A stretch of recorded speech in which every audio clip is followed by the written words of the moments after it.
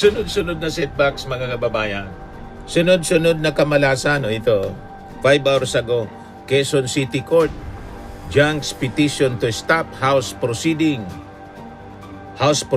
versus BP Sara. Ibinasura ng Quezon City RTC, Branch 81 ang petisyon na inihain ni Attorney Mans Carpio, asawa ni Vice President Sara Duterte, na layong pigilan ng impeachment proceedings laban sa vice.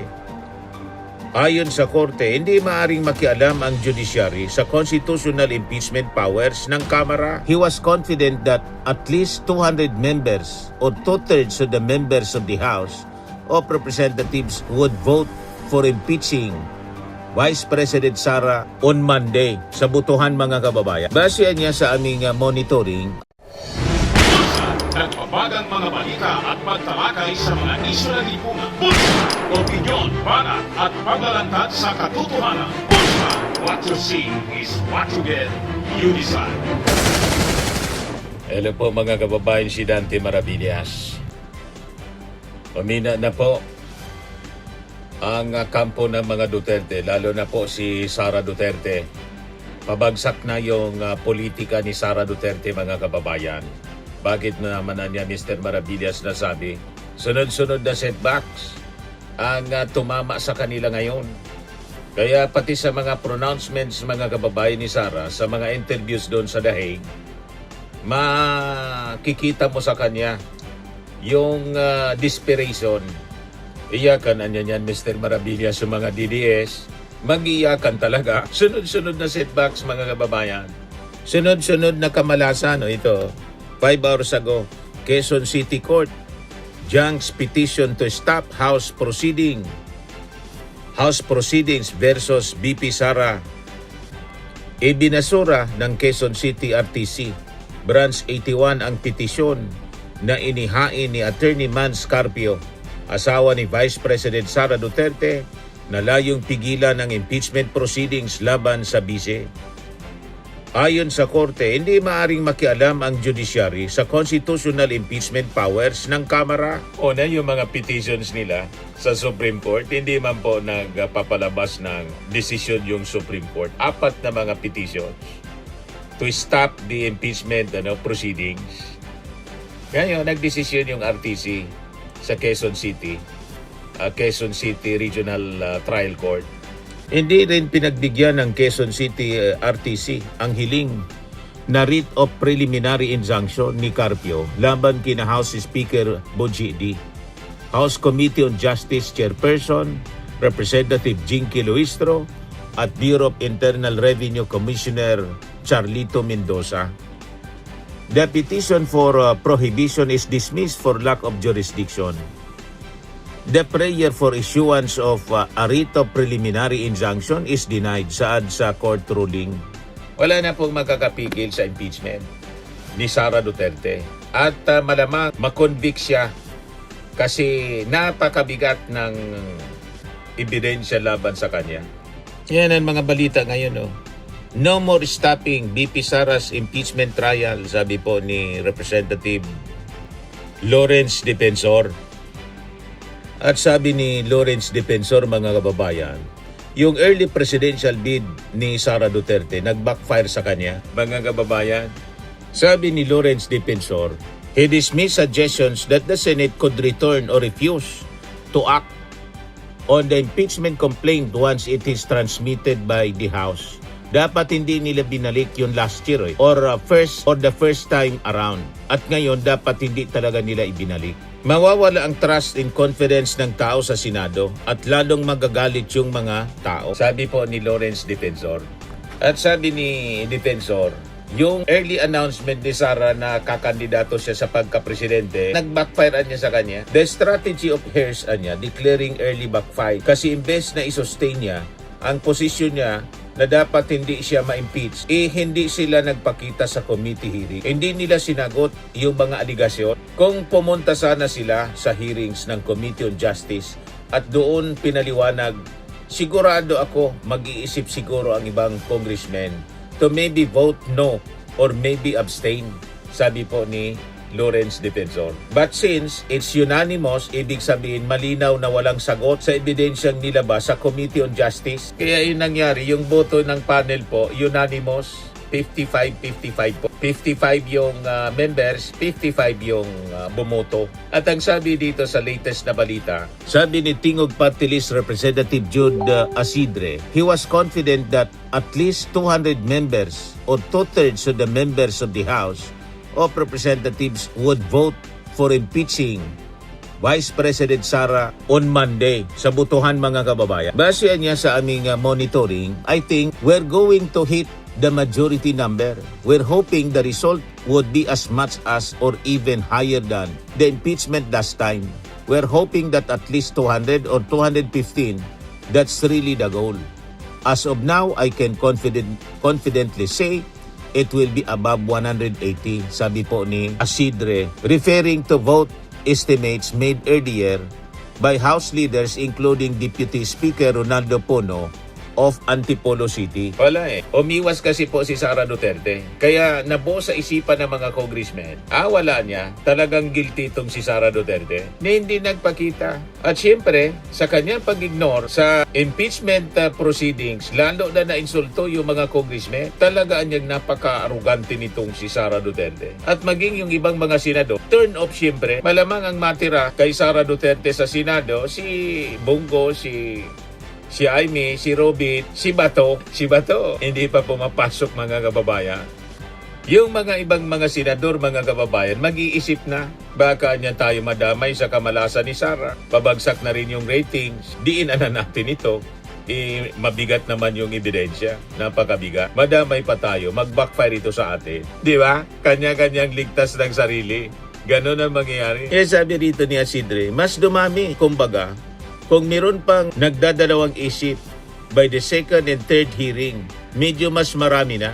Dumami yung mas nakumbinsi dahil sa ebidensya. Noong simulaan niya, hindi masyadong lahat kumbinsido. Pero as we started to go through the evidence, mas klaro at nagiging mas pulido ang ating argumento na dapat na ma-impeach si BP Sara. Kaya yung mga statements mga kababayan sa interview kay Sara Duterte doon sa Dahig, masama na yung pangitain. Parang tanggap na niya ang kanyang kahihinatnan. Lalo pa yung kanya social media handler na si Franco Mabanta. Ayun, timbog mga kababayan sa pangingikil kay Martin Romualdez. Kaya in disarray ngayon yung kanilang propaganda sa social media.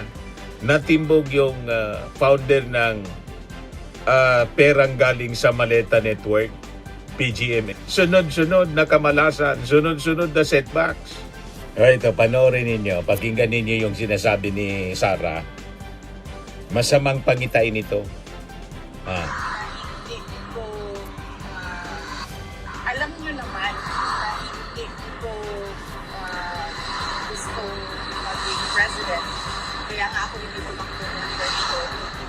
Lalo na vice president. Kaya nga ako tumakbo mayor noong 2020. So para sa akin, kung manatili akong vice president, well and good. Marami pa akong matutulungan through the office of the Vice President. Kung hindi man din ako maging Vice President, okay lang din sa akin. So, yung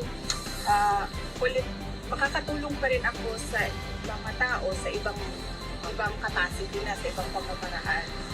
So, either way, hindi mawawala yung capacity ko na tumulong. Hindi ako parang kikita doon sa posisyon kasi Hindi daw siya gigil. posisyon naman Inaganaw siya nga natatakbo. Pinakang una. and na-experience ko yun. Kung hindi ako tumakbo for congressman noong 2013, pagkatapos ko mag-mayor, hindi ako tumakbo sa politika.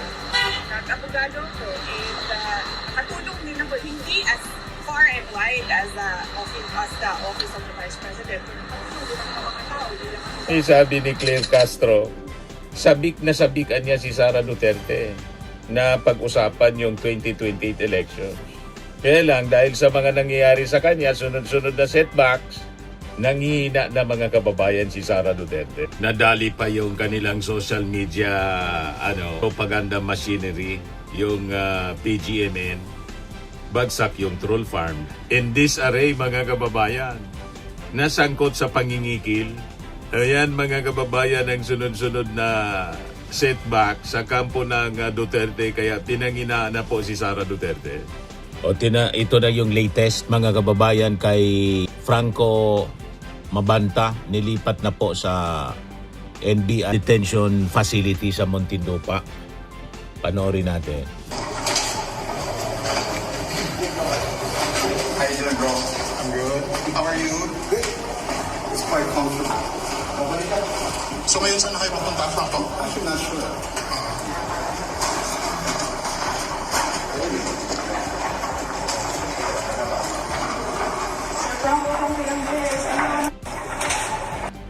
Saka yung main anchor nila, ito pakinggan natin si NBI Director Matibag. Video na ginamit na clip, siya yung nandoon. So, we are investigating this and continuing investigation. Si CG Hero. Yung mga participation Yan, ng mga individuals. Yung nandito sa PGMN, well, ipapatawag namin siya. We will go Ipapatawag through the po. process. Actually, kung tutuusin, based doon sa complaint na binigay, dapat napasama na siya. But we want to exercise caution and the NBI would like to follow the rules.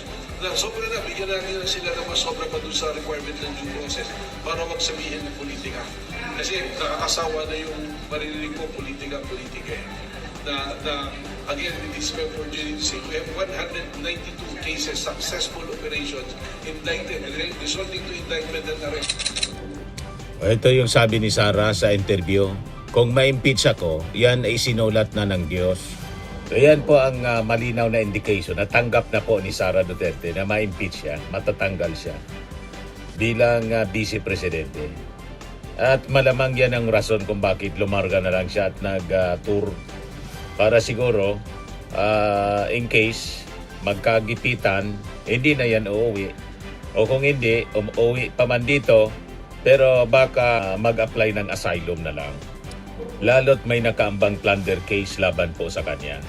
Nang plunder case, mga kababayan, non-bailable siya. So, makukulong siya dito. Pag halimbawa na-file yung kasong plunder laban sa kanya. Ngayon, yung mga paninira ni Sara Duterte, abang nandun siya sa Dahig, nagpapa-interview, sinupalpal po ni Yossi Castro. Ayan yung statement, mga kababayan, ni Sara doon sa Dahig. Sabi niya, triple whammy ang nangyari sa atin. Sobrang taas ng presyo ng fuel, crudo.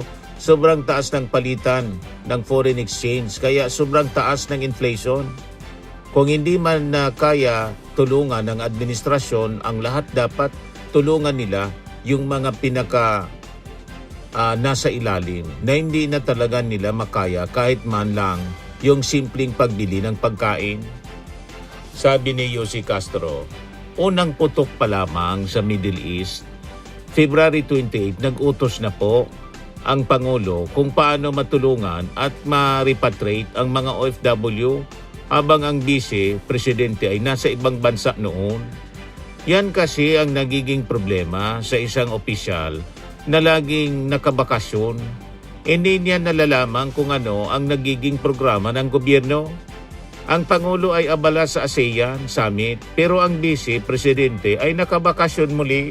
Nandun sa ASEAN sa Cebu, nag-inspeksyon yung ating Pangulong Bongbong Marcos kasama si Irene Marcos, kapatid ng ating Pangulo.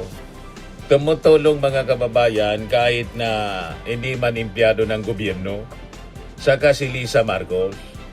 Si Sara nasa 14-day world tour sa gitna ng krisis, mga kababayan.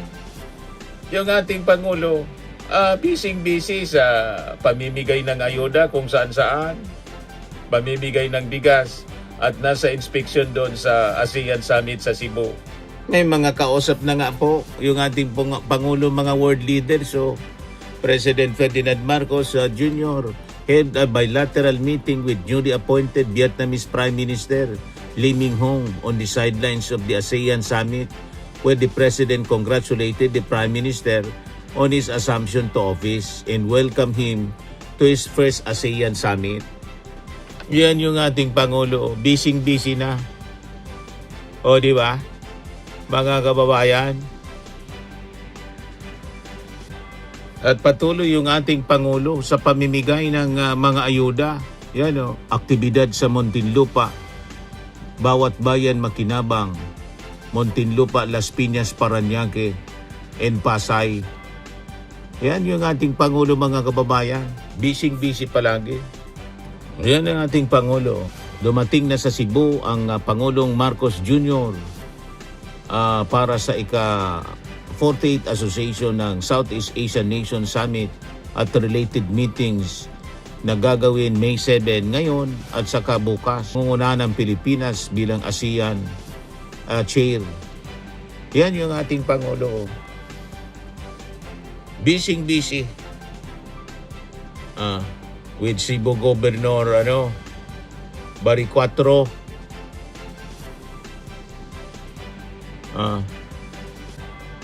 You see? Ito yung pamimigay niya kahapon ito ng ayuda sa Pasay. 4,100 na residente binigyan ng tulong. Ayan Kita ninyo? Sige lang ang pamigay niya ng ayuda. Kahapon ito. Tapos wala siyang pahinga. Diretso na siyang Cebu.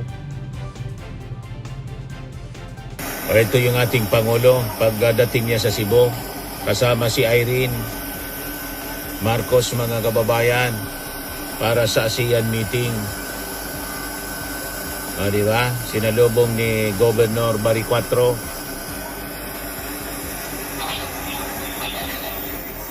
Ito, mga kababayan, yung press conference of ASEAN leaders from Cambodia, Philippines, and Thailand. Yung opening statement ng ating Pangulo, pakinggan po natin. It was arranged by the Philippines as a way to provide its good offices in our capacity as chair of ASEAN for 2026 to Cambodia and Thailand in order to provide a meaningful space for constructive dialogue on their bilateral border issues. This meeting has demonstrated how our relationship in ASEAN is built on mutual respect, trust, solidarity, and understanding. It is a relationship that requires sensitivity to each other's concerns, which I think I am able to say was amply demonstrated in the discussions this evening.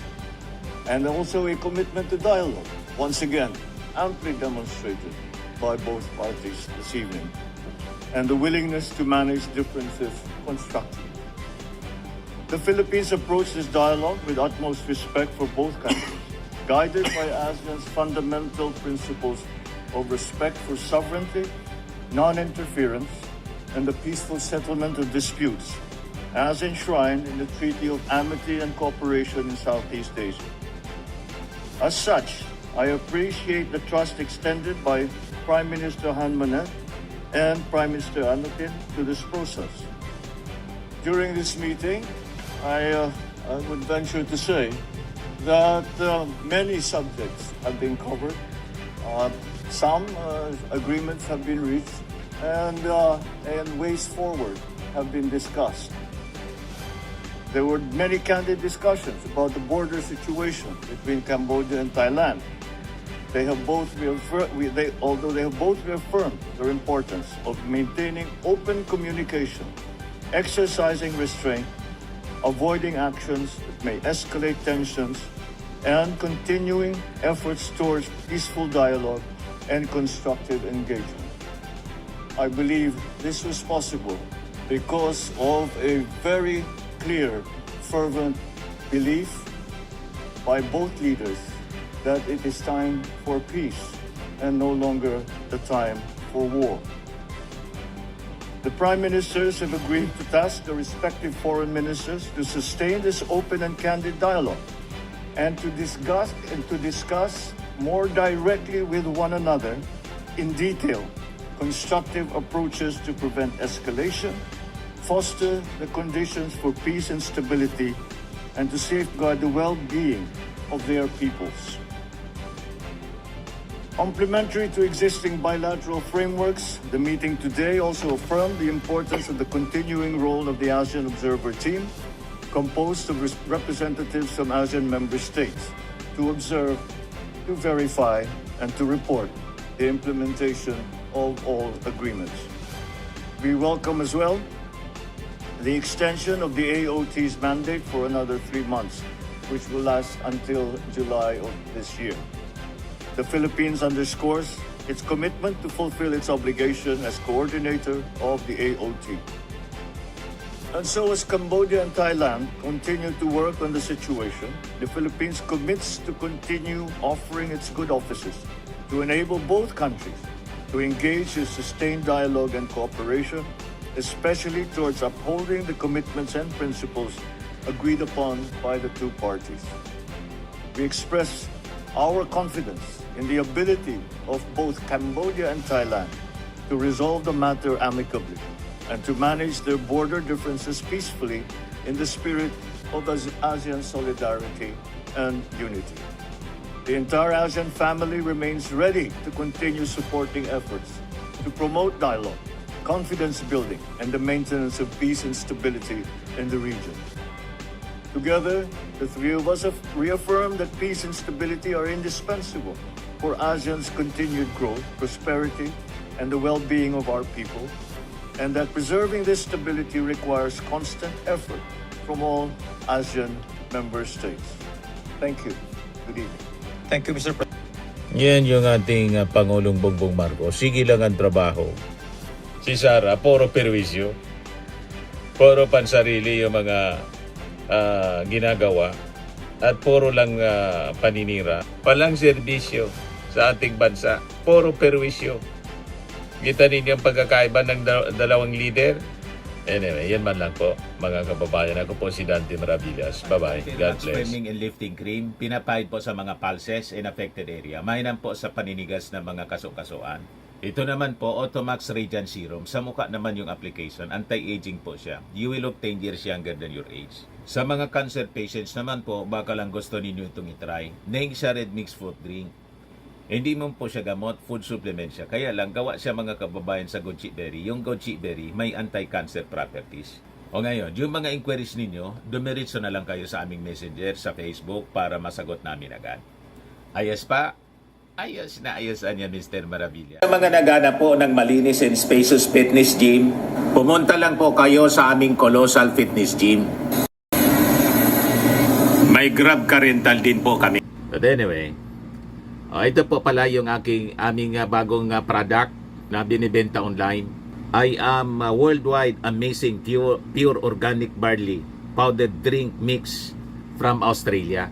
Negosyo to ng aking anak na architect entrepreneur Riz Maravillas. Ayan po. Kontakin na lang po ninyo siya, Riz Maravillas on Facebook. Ang mga health benefits niya, boost immunity, improves digestion, enhance energy levels, packed with antioxidants, prevent cancer. Ito naman po yung bago naming product na binibenta online. Eye Glow Serum, whitening po siya. Tingnan ninyo yung epekto sa aking anak na architect before and now. Yung mga inquiries po ninyo, dumiretso na lang kayo sa kanyang Facebook account, Riz Maravillas.